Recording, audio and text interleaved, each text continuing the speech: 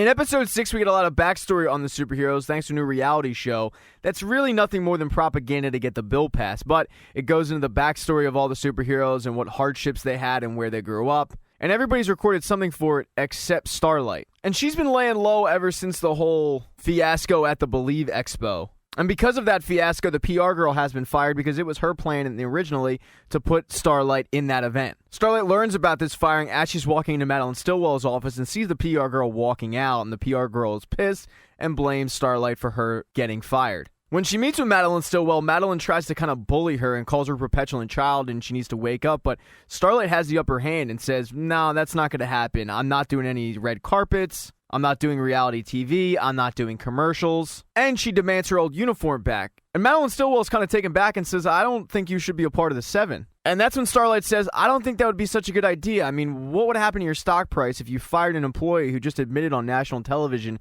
that there was sexual harassment in the workplace? Now, Madeline Stillwell tries to act like she doesn't know what she's talking about or who it was, but Starlight tells her, yeah, you know. I think you know. Madeline Stillwell tries one last desperation heave by telling her that when she was in Iowa, everything that she read and everything that she saw, Madeline Stillwell created and the propaganda machine created. And if you want to be a superhero, you got to get with the program. But with the newfound confidence that Starlight has, it's going to be kind of tough to bully her. As Starlight's leaving, she runs into Queen Maeve, and Queen Maeve kind of gives her an attitude and says, wow, you're really milking this for all it's worth. And Starlight tells her, yeah, when I was a kid, I read your autobiography a bunch of times. And I really believed everything in there, but now I just realized none of it was true, and it was all made up by the PR firm, and walks out. Now, because of all the sexual harassment claims, Madeline Stillwell has to figure out what she's going to do with the Deep, so she calls him into her office and says, all right, here's the plan. You're going to make a heartfelt apology, and then you're going to take a hiatus from the 7. Now, initially he thinks it has to do with the Dolphin, but she says, no, you idiot, it's got to do with Starlight. He begs her to handle this, and she says, this is how we're handling it. You're going to make this heartfelt apology, you're going to take a hiatus, and then we're sending you off to Sandusky, Ohio. But while one member of the 7 is getting ushered out, the rest of them are filming that reality show, and Homelander is at his childhood home, and it seems like he just grew up like a normal child, right? Great home, played baseball, and he's filming it, but then he freaks out when he sees a blue blanket.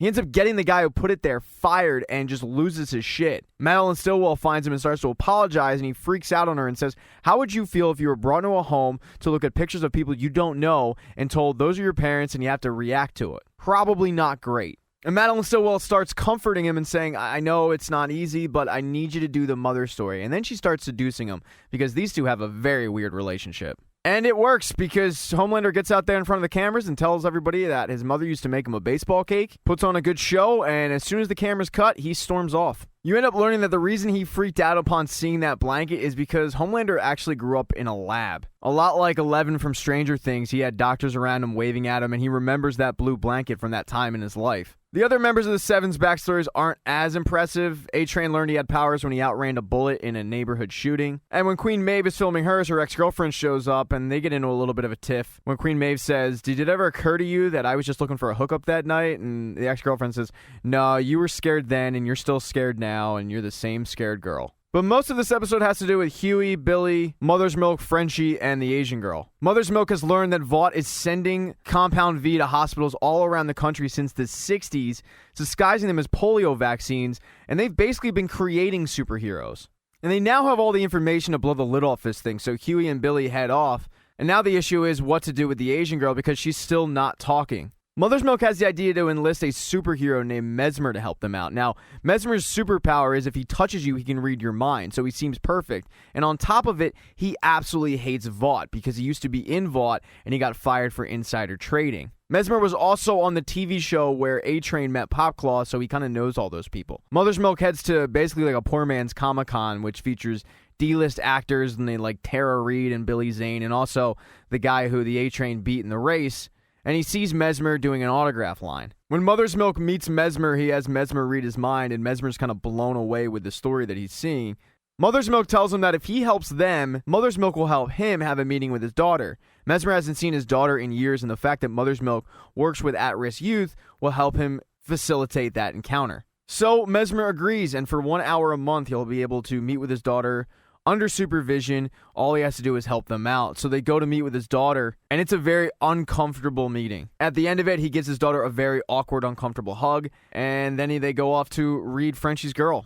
Now, while that's going on, Huey and Billy have made their way to a meeting for a group called the Association for Collateral Damage Survivors. And basically, this group is a bunch of people who might have been injured or loved ones were injured by superheroes in the line of duty. One woman was saved, but her spine's all messed up. Another guy was having sex with a superhero, and his dick was broken off. And the whole point of Billy bringing Huey here is to show him that there are consequences for being friends with a soup and dating a soup. Billy says, what do you think's going to happen when a soup finds out she's getting played? Now, because they're talking in the meeting, the moderator asks Billy if he has anything to say, and he says no, but then takes it one step further and freaks out on these people. He says, you shouldn't be in a meeting having this pity party. You guys should be out there going after these people. The next stop on the tour leads Billy and Huey to the park bench of the woman that we saw in the surveillance video. And Billy does admit that, yes, this was my wife. But Billy says that she was actually raped by Homelander and sat on that bench for 3 straight hours until she finally got up and was never seen again. And either Homelander killed her or she killed herself, but it doesn't really matter because it's the same difference.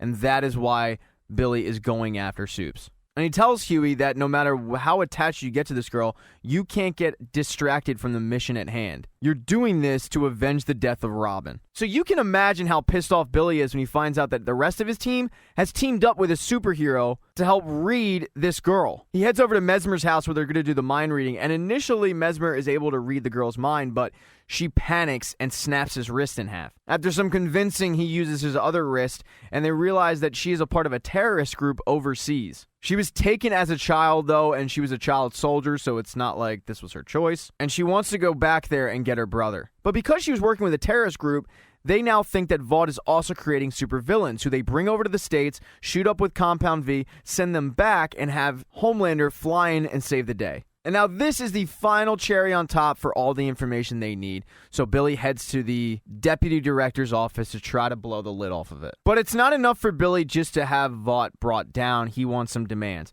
He wants office space in the Flatiron building. He wants money for his group. He wants security clearance. And all of that's fine, but the one thing she can't give him that Billy demands is that Homelander be prosecuted to the fullest extent of the law. And the fact that she can't give him leads Billy to actually walk out of the office. He heads back to the safe house and tells the group that she got cold feet and no deal.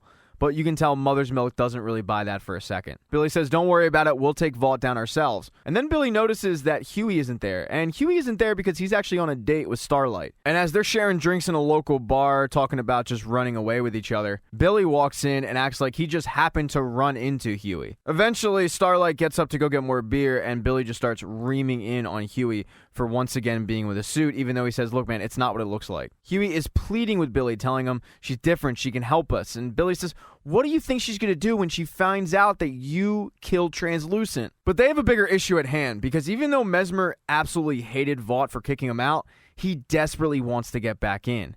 And after he makes a phone call to the woman from Child Services telling her, basically, thanks but no thanks, my daughter doesn't want anything to do with me, I can tell this was a forced meeting. He meets up with Homelander at the top of a building, which is always the smartest place to meet up. And he gives him the information that Homelander was looking for. You're looking for a French guy, a black guy, a guy with a beard. Here they are. He says, look, man, I just want to get back into Vought. I want to be one of the good guys again. And that's when Homelander looks at the phone, looks at him, and just flies off.